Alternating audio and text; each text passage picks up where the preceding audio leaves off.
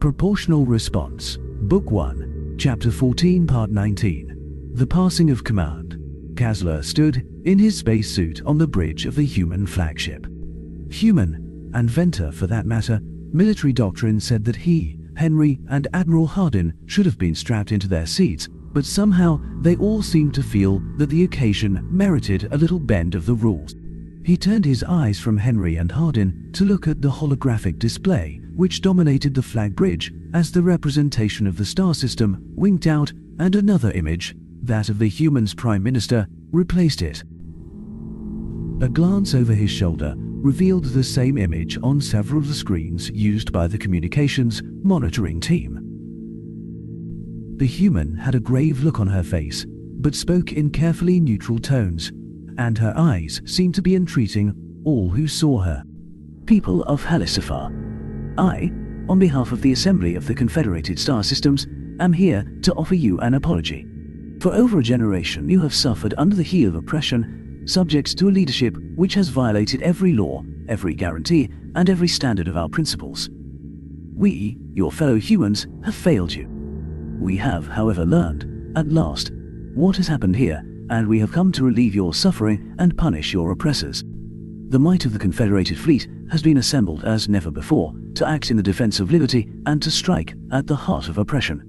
You, who have suffered under this evil, are free. As of this moment, I officially, in my capacity as the Prime Minister of the Confederated Worlds, and by decree of the Confederated Assembly, do hereby declare all indentureship contracts held by, or on, any citizen of Halicifar to be null and void. As of this moment, you are no longer indentured, you are no longer a slave. You are free men and women. Now, as free peoples, I urge you, stay out of the military's way. They are here to rescue you, but they are also here to mete out punishment to those who have perverted justice and placed you all in chain. Let them do their job. When they are done, we will help you rebuild your lives and your society. For now, however, if you are in space, I urge you to shut down your engines and coasts as much as you are able. If you are in the air, land. If you are on land, go home or to the nearest building and close yourself in. The military is coming, and you want to be out of way. I pray that you will act wisely, and that you will forgive us for failing to come to your aid sooner. The woman in the image paused and dropped her gaze a moment. When it came up, her face was lined with rage, and her eyes hard as steel. To the assembled might of the Confederated Worlds, one, charge you, all of you. Retake this system and bring those who have trounced the rights of their fellow man to justice. Henry nodded to the image, which brought a small grin to Kasler's face. A recording, but he acknowledges the order. Good for morale. He then turned his attention back to the plot and tried to understand the enemy's plan. He felt that he knew Henry's plan: smash anything that didn't surrender and keep smashing until nothing dared to fire back. Then find the leaders who had caused this mess and dig them out of whatever hole they found to hide in. He watched as many of the ships in the system cut their FTL drives and even their reaction thrust engine. His eyes then grew wide as he took another look at a section of space near the primary planet, at an object he'd dismissed as a sensor ghost. However, as the mighty computers on the human warships chewed through the immeasurable data sent to them by their beacons, and the various radar crews busily assigned tags to the myriad objects those beacons found, the ghost came into focus. Someone tagged it with an odd picture of a flaming bird, and he heard Henry let out a huff of breath beside him. Kasler stared at the object and leaned over to hit a few buttons on a console to bring up a better picture. What is that? I have never seen anyone build anything so massive. Not even the largest space stations are so big. It can't be some kind of warship. It would be even harder to defend than a space station. Henry's voice called out through the flag bridge. I want a full readout on the Phoenix. Every beacon within 10 light seconds is to concentrate on that until we have a complete picture of its condition. Kasler's eyebrows furled as he stared at the image before him. So this is their infamous Project Phoenix? But what is it? Judging by its shape, it seems to be a ship of some kind, but it dwarfs even the largest colony ships ever built. The humans shouldn't even have the tech to build something that size without the internal stresses on it tearing it apart.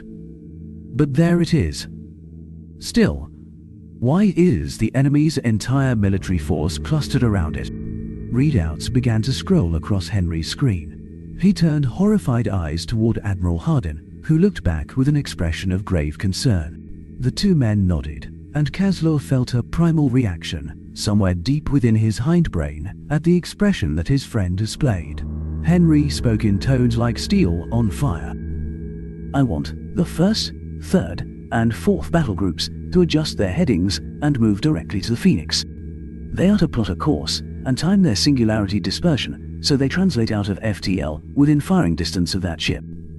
Their first priority is to disable the Phoenix's engines. Everything else is a secondary target until that is done. Once the Phoenix is disabled, then they can dispatch the military vessels. The captains were all briefed, but that thing is months ahead of schedule, which makes this situation far more dire than even our worst-case estimates." Laszlo's eyebrows rose, dissipating the singularity which drove a ship was tricky, and got trickier the closer you got to other objects, and especially to large gravity wells. Henry looked over and gave him a grim look, then quirked an eyebrow in an unspoken question. Laszlo spoke quietly, not wanting to disturb anyone at their tasks. "Timing a dissipation to return to normal speeds that close to both a planet and an object that size. The singularities that ships hold in front of them are stable, but dissipating them can be risky under the best of circumstances." Henry nodded and matched his quiet voice. "Our crews trained for it, but it is still a huge risk. I know, it is not impossible that I will lose some ships to runaway Graf ship, but the risks of not getting there are unthinkable.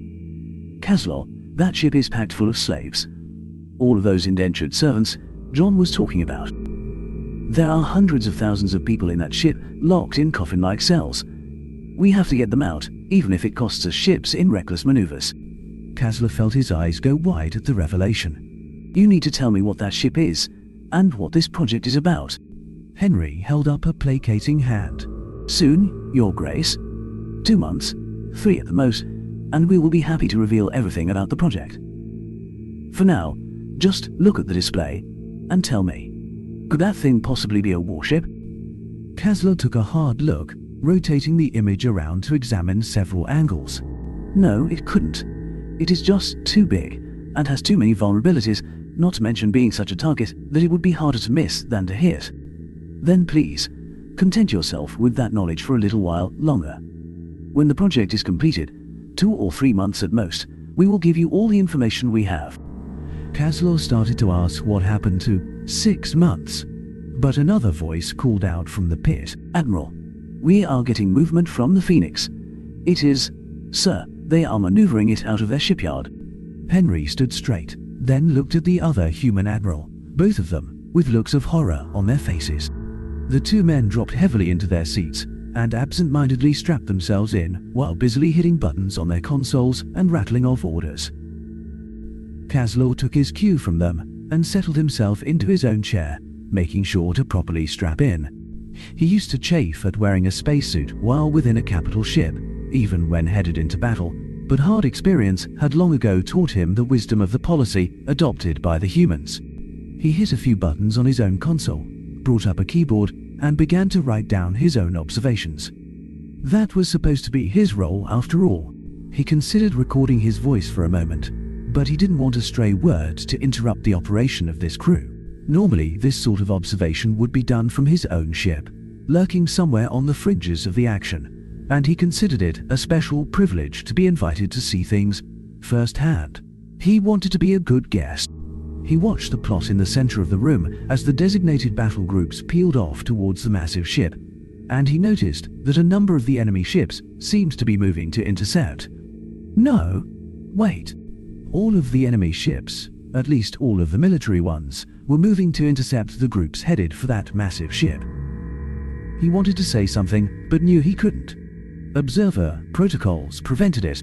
Henry's voice rang out urgently. "Admiral Hardin, they are..." The Admiral spoke in calm tones. "I see it." Laszlo turned to see Henry nod, then speak with formality. "Warriors of Task Force Redemption, we have entered the system and stand on the brink of battle. I, Admiral Henry Archer, am now passing fleet command to Admiral Hardin as planned.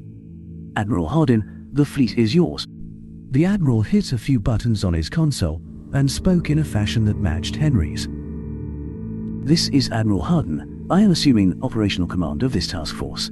Vice Admiral Archer, you stand relieved." Hardin hit a few more buttons, then spoke to one of the comms officers in the pit. "You are assigned to Vice Admiral Archer. Make sure he is able to talk to any Halistafar ship he chooses. Do what you have to, including slicing into any given ship's computer." The officer nodded and turned to his station, while Henry nodded thanks to the Admiral, who turned his attention to the plot and started issuing orders. "First, third, and fourth battle groups. Cut your singularity drives now and coast to sublight. That blockade is going to be in place before you hit your exit point, and it will tear you apart. Second, vector to reinforce first, third, and fourth. Radar, I don't like the way those civilian ships are maneuvering around. Get me better vectors. Eighth group, I don't like the way any of this looks. Take a parabolic route around the blockade and towards the Phoenix." Caswell pulled up the specs on the battle groups the humans had put together and felt his eyebrows raise as he looked at the list of ships. Each of those 8 groups included not 1, but 2 of their heavy aircraft carriers, 4 battleships, 3 destroyers, and dozens small frigates, and 24 of their strangely named PT boat-class small fighting ships. We would be hard-pressed to field a fleet like this if we stripped every Imperial system to the bone. And here, the humans put this together in a matter of a few months. And I know they haven't left any of their systems completely defenseless. I knew they had all of these ships, but it wasn't until I saw them put together that I really understood. "Admiral." A voice rang out from the pit. "Vectors on the civilian ships, Sir, putting revised vectors on the display, sir."